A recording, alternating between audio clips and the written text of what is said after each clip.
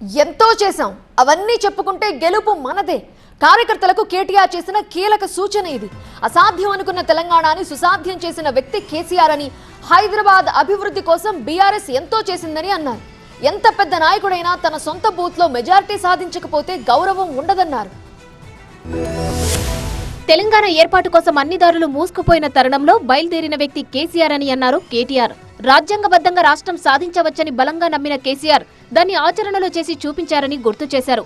LB Nagar లో జరిగిన కార్యకర్తల శిక్షణా తరగతుల కార్యక్రమంలో కేటీఆర్ పాల్గొన్నారు. బాబాసాహెబ్ రాసిన రాజ్యాంగం ఆధారంగానే తెలంగాణ సాధించాలనే లక్ష్యంతో ఆ రోజు ప్రయాణం మొదలైంది. కేసీఆర్ గారు ప్రయాణం మొదలుపెట్టిన రోజు ఏమున్నదన్నాడు. కేసీఆర్ గారేమి ఒక సినిమా నటుడు కాదు. మొన్ననే తమిళనాడులో మీరు చూసినారు, విజయ్ గారు పార్టీ పెట్టిన 26 నెలల్లోనే ముఖ్యమంత్రి అయినాడు. ఎందుకంటే ఆయన సినిమా యాక్టరు, సినిమా గ్లామర్ ఉంటుంది, ఫ్యాన్ క్లబ్స్ ఉంటాయి.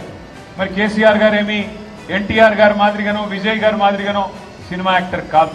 హైదరాబాద్ లో బీఆర్ఎస్ హయాంలో చేపట్టిన అభివృద్ధి కార్యక్రమాలను ప్రజలకు వివరించాల్సిన అవసరం ఉందని కేటీఆర్ కార్యకర్తలకు సూచించారు.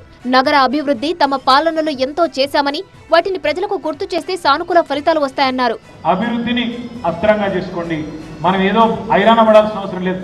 మనం చేసిన పని మనల్ని గెలిపిస్తుంది. పార్టీ నాయకులు ముందు క్షేత్రస్థాయిలో పార్టీని బలోపేతం చేయాల్సిన అవసరం ఉందన్నారు కేటీఆర్. ఎంత పెద్ద నాయకుడైనా తమ బూత్ లో మెజారిటీ రాకపోతే వారికి గౌరవం ఉండదన్నారు. అందుకే ఈ అంశంపై సీరియస్ గా ఫోకస్ చేయాలన్నారు. ఎంత పెద్ద నాయకుడైనా మీ సొంత బూత్ లో మెజారిటీ రాకపోతే ఆ నాయకుడు స్థాయి ఎంత పెద్దదైనా ఏం లాభం. అందుకే బూత్ లెవెల్ బాధ్యతని, చాలా కీలకమైన బాధ్యత, దాన్ని సీరియస్ గా తీసుకోండి. ఓటర్ల జాబితా కేవలం ఎలక్షన్ రోజు చేస్తే సరిపోదు. మనం ఇప్పటి నుంచే ఓటర్ లిస్ట్ అంతా కూడా సరిగ్గా చూసుకోవాలా. ఇందాక నేను చెప్పినట్టు ఆ 4 పనులు, చనిపోయిన వాళ్ళని తీసేయడం, కొత్త వాళ్ళని రాయించడం, షిఫ్ట్ అయిన వాళ్ళని తొలగించడం, ఎవరైనా ఇక్కడికి షిఫ్ట్ అయితే వాళ్ళని ఇక్కడ రాయించడం, ఈ కార్యక్రమం చేయాలా. అవతల 2 పార్టీలు ఏమైనా తప్పుడు ప్రయత్నం చేస్తే వెంటనే వాటిని అడ్డుకోవాలి. అట్లాగే ఇంటింటికి పోవాలి దయచేసి.